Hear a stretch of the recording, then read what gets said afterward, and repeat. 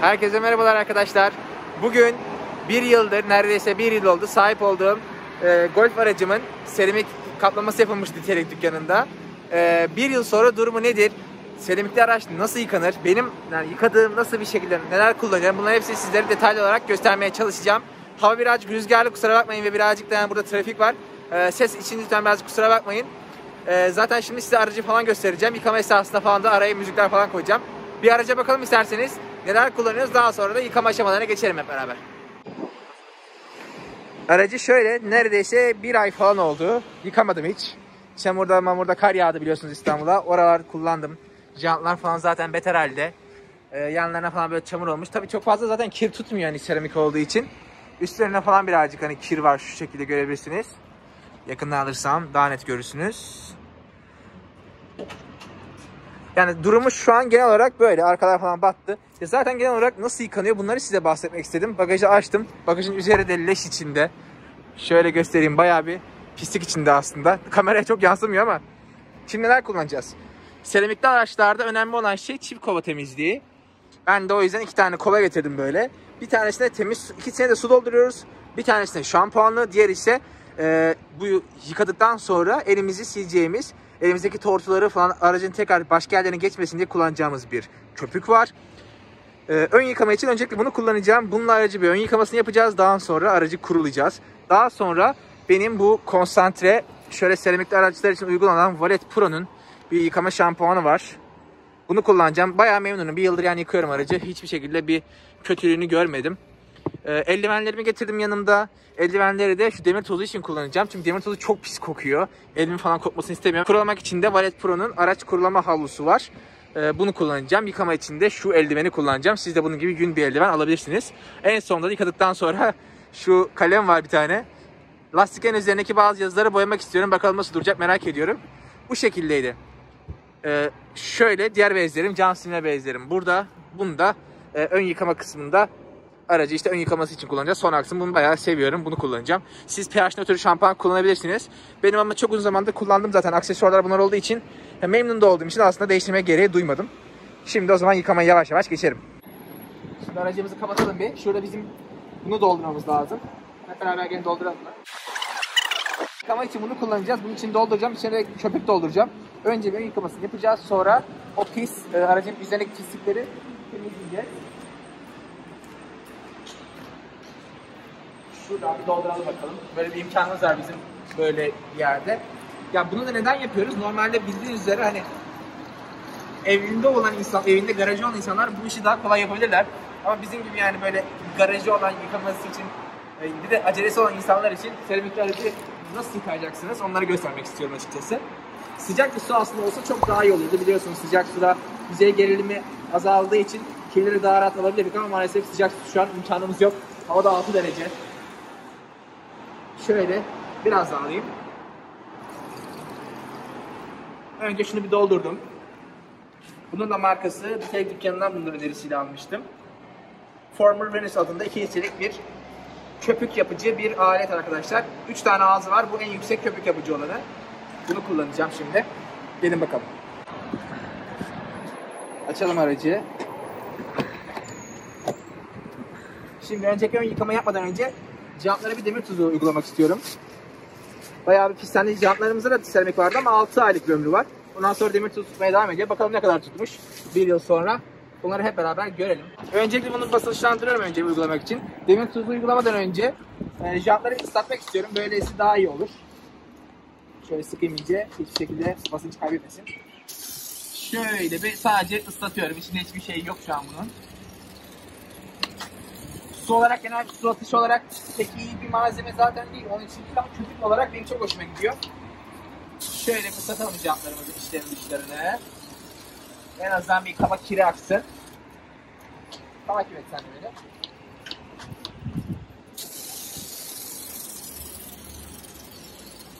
Henüz içinde hiçbir şekilde bir deterjan gibi bir şey kullanmadım. Hiçbir yıkama aksesuarı. Normal su. Kirini akıtıyorum. Tamam, bu kadar yeterli. Eldivenlerimi takıyorum şimdi. Şimdi demir tozunu aldım. İlk defa kullanılacak. Bir açayım ağzını. Şu an açıldı. Üzerimize gelmesin. Kokuyor çünkü.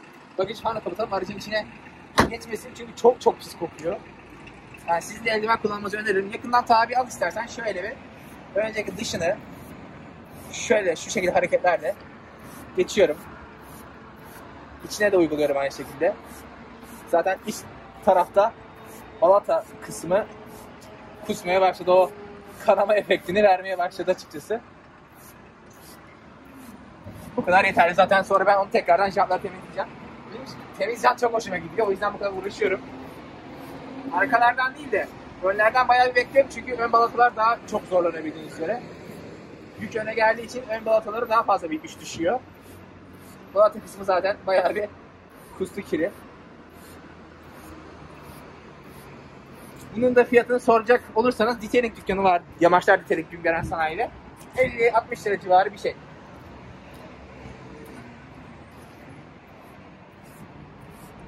Sıktığım an zaten sen de yakın çekim al. Birazcık yakından al, ben durdurayım sıkmayı.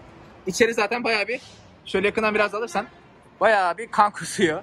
Bildiğiniz gibi, gördüğünüz gibi. Buna can kana alıyor diyorlar.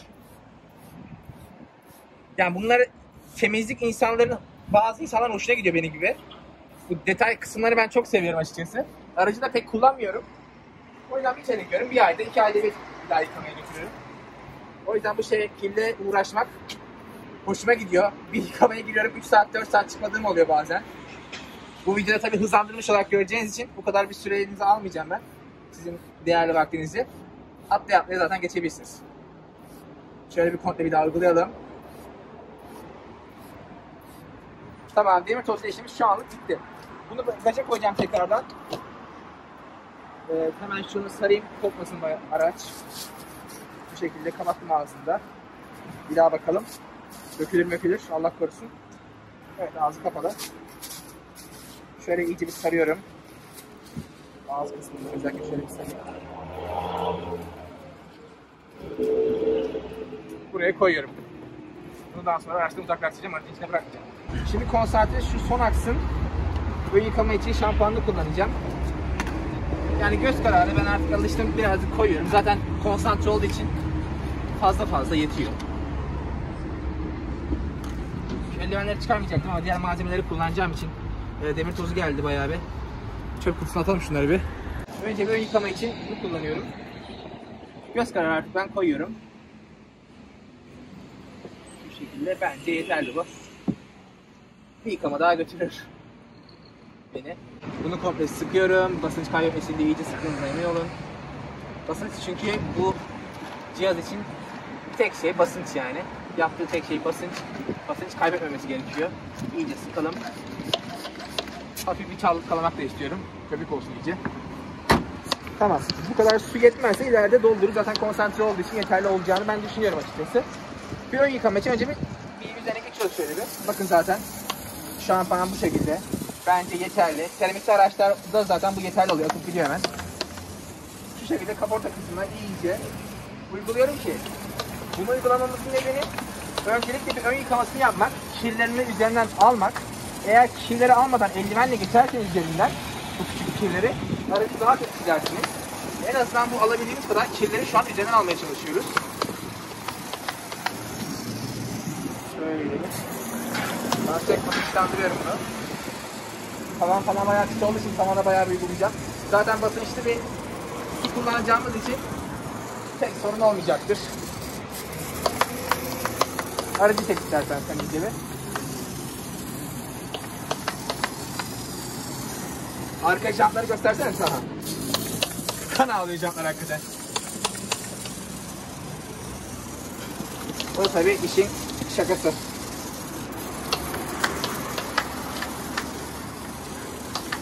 Jantların üzerine bildiğiniz üzere balatayı sıyırdığı için frenler sürekli. Üzerine sürekli bir metal tortu oluşuyor. O balatayı sıyırıyor ve üzerindeki demiri dışarı atıyor.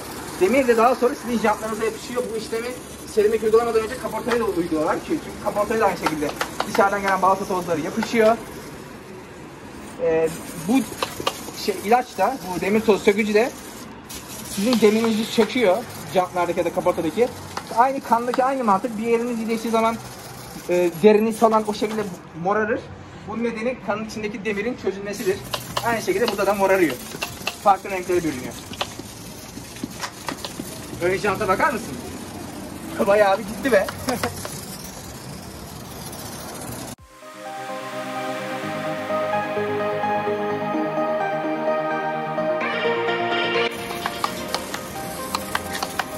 Benim aracıma neredeyse bu tam yetti diyebilirim. İçindeki su.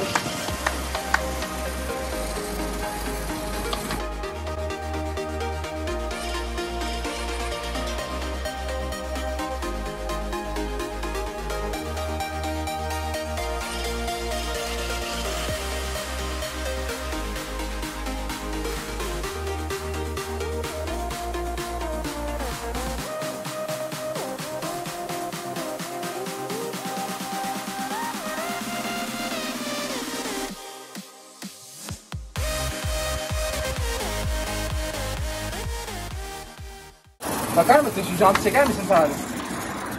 Yakından biraz daha detay çek. Fazla da üzerine bekletmeyelim. Hemen bu demir tozunu alalım üzerinden. Fazla da zarar vermesin jantımıza. Sonuçta kimyasal bu madde. Tamamdır. Bununla işimiz bitti. Bunu daha sonra ben içini temizleyeceğim. Şimdi şöyle bagajı atalım. Basın için alıp. Şimdi yıkamaya geçiyoruz. Ön yıkamamıza.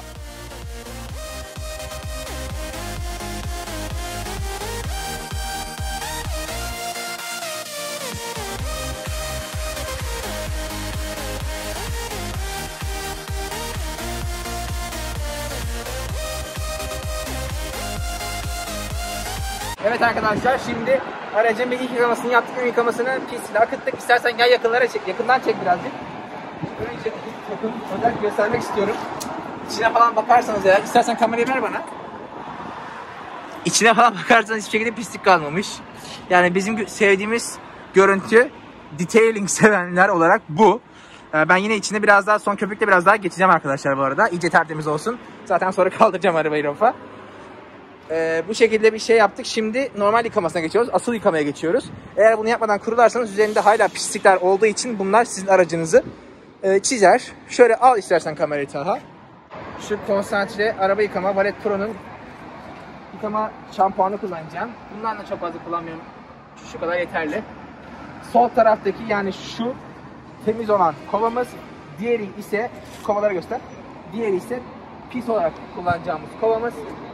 Eldivenimizi alıyoruz. Aracı kapatıyorum, hemen şöyle bir temiz taraftan alıp önce şöyle bir eldiven de var. Bu da yıprandı, artık bunu değiştirmem lazım. Şöyle önce bir karıştırıyorum bunu. İyice bir şampuanla su karışsın diye. Zaten konsantre olduğu için köpük artıyor. Şöyle gördüğünüz gibi. Kollarımızı sıvayalım. Bu kadar yeterli. Aracın üstünden başlayarak aşağı doğru temizlemeye başlıyoruz. Üstten başlarsanız aşağıdaki pislikleri yukarı çıkarmazsınız. Şöyle bir çek istersen daha. Yavaş yavaş, acele etmeden şu şekilde yıkıyoruz.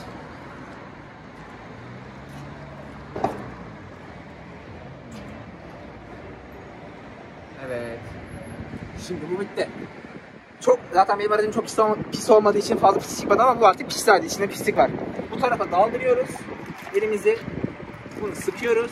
Normalde burada bir filtre gibi bir malzeme de vardı. Onu ben alamadım henüz. O yüzden o malzemeyi kullanamıyorum. Hani o olsa tam aslında bir yıkama olacak. Pisliğini akıttık gördüğünüz gibi. Şimdi temizliği tekrardan alıyoruz ve tekrardan temizlemeye başlıyoruz.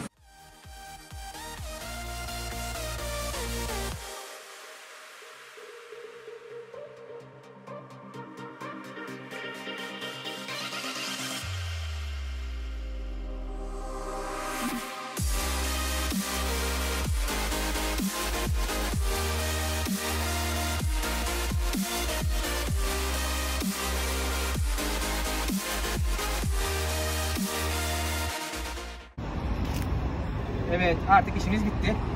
Üstüm başım da pislendi. Şimdi bunu dökeceğim. Pis olan kovayı. Gel yakından çek istersen azıcık. Hani temiz olmasına rağmen araba içi pislik dolu. Bu şekilde pisliğini attık. Ben son kez bir şu eldivenimi bırakıyorum, onları temizleyeceğim. İçeride. Neredeydi? Şununla bir kez daha bir jantların içini geçmek istiyorum. İyice tertemiz olsun.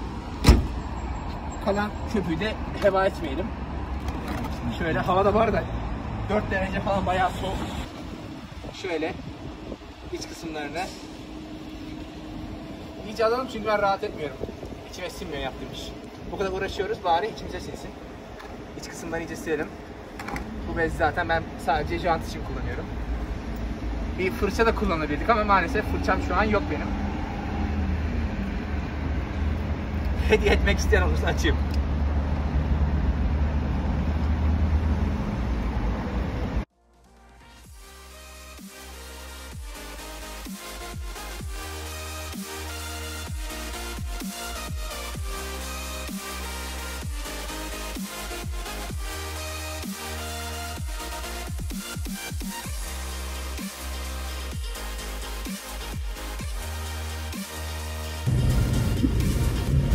Elim dondu.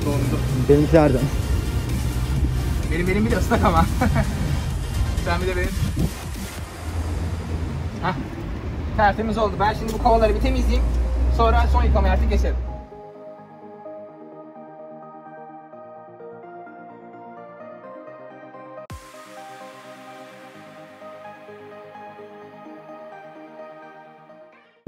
Suyu gösterelim.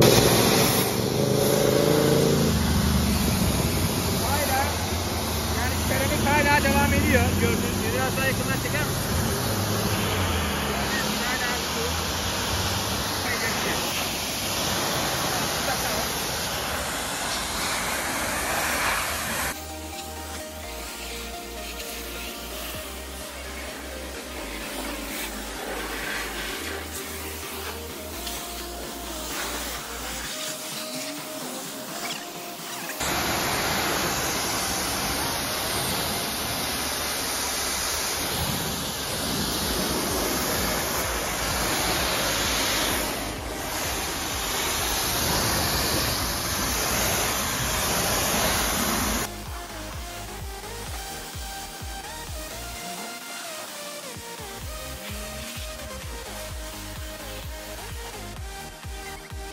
Videoda gördüğünüz gibi sonuç bence çok iyi. Gel benimle istersen bir.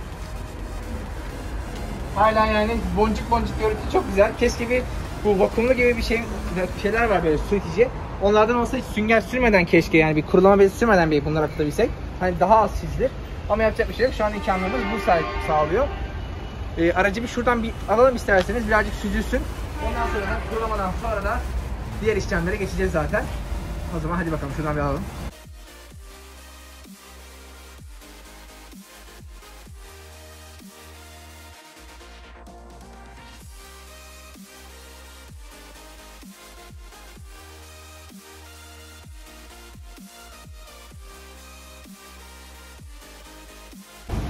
Biraz bekleyelim.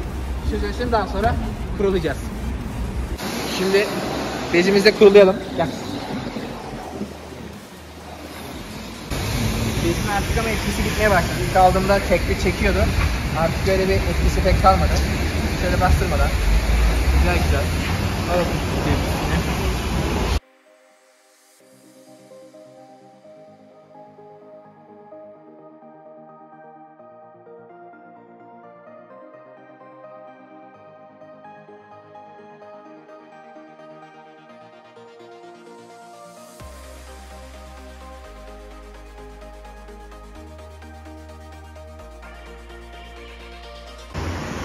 Yani ne kadar iyi bakarsanız seramiğinizin ömrü de, aracınızın ömrü de, boyanızın ömrü de o kadar uzun gider. Yani siz ona bakarsanız o da size bakar açıkçası.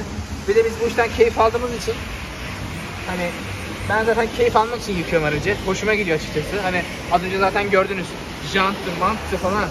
Bayağı benim hoşuma gidiyor öyle temiz görmek en sonunda. En son otoparka çekip şöyle bir oh demek insan hoşuna gidiyor açıkçası. Şimdi her yerini iyice bir kurulayalım, daha sonra da son işlemlere geçelim. Arkadaşlar son olarak lastikleri de parlatıyoruz ve en sonunda sizlere bir detay çekimiyle, aracın yakından detay çekimiyle baş başa bırakıyorum. Araç bu şekilde oldu, bence çok güzel oldu. Zaten videoyu başlattığımızda güneş falan vardı, şu an akşam oldu, saat 6. Şöyle lastikleri de iyice parlatalım. Bunlarla parlatınca bayağı bir iyi zaman gidiyor. Başka bir bezler gibi şeyler de denedim ben ama bu bayağı işe yarıyor.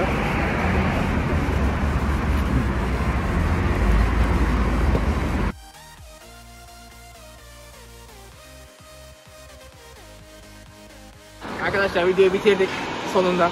Aracımız güzel bir şekilde artık hazır. Size tüm detayları, işlemleri tek tek göstermeye çalıştım. Umarım keyif almışsınızdır. Bu şekilde size bir vlog tarzı video yapmak istedim. Kendi aracım üzerinden göstermeye çalıştım. Şimdi aracın yakın detay çekimleriyle işlemi bitiriyorum. Videonun sonuna geldik.